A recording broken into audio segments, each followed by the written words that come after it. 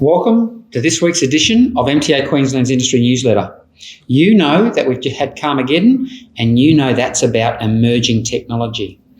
A lot of things excite me, but not much excites me as much as new ways to engage and train people. At Camm, we had showcased for us some of the best technology I've seen in a while around virtual technology. I'm sitting beside Hayden. Hayden, tell me about your business. Yeah, hey guys, my name is Hayden Morrison from Next World. We're a virtual reality safety training company specifically, but the easiest way to think about what we do is we're like the Netflix of VR safety training and workplace training in general.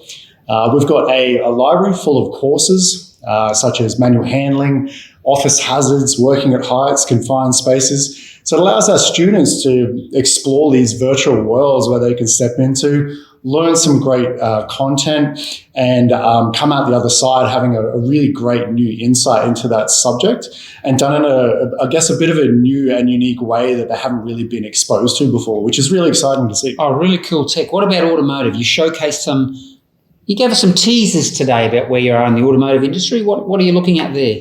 Yeah, so we're really privileged to be working in the electric vehicle training space, and at the moment actually in collaboration with Komatsu. So we're building, we've just about built, we're at the tail end of it, which is great, an experience around EV safety with depowering and initializing the vehicle. And it's providing a lot of great value to industry, where we've got an industry that's very hungry for new content. We've got a tidal wave of new apprentices and trainees coming through that need this type of training. And VR is a really great way to deliver that in a new and unique way.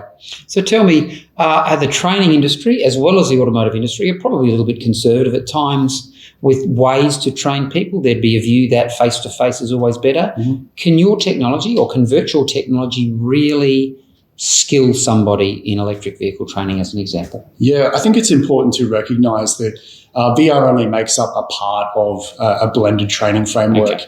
So, typically you've got your face-to-face training where you've got Q&A with your trainer, you've got narrative storytelling, that back and forward conversation, which is really important to still have intact. Then you've got your practical training, very hands-on, tactile. VR can't replace that, right? Much better for that to be in the real world, in reality. But VR can provide an immersive, a third layer that can provide a new paradigm shift in the way that trainers and organisations can approach their learning delivery. So really it's about being able to advance training, particularly when I think about regional Queensland. We can't get there all the time. It takes time to get to apprentices and employees. You can advance their training, maybe identify weak spots. Mm-hmm. So when the trainer gets on the ground, yes, they can do the assessment, but they can also focus in on that apprentice's weak areas. Absolutely. And it's really about enhancing and enriching the student learning experience as well. Yeah.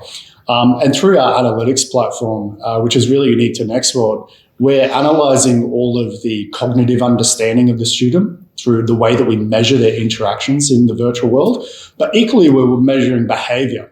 Yeah, and that's really important to have that, both that cognitive and that behavioural element in there, so you can understand, is this person truly competent then to perform their task?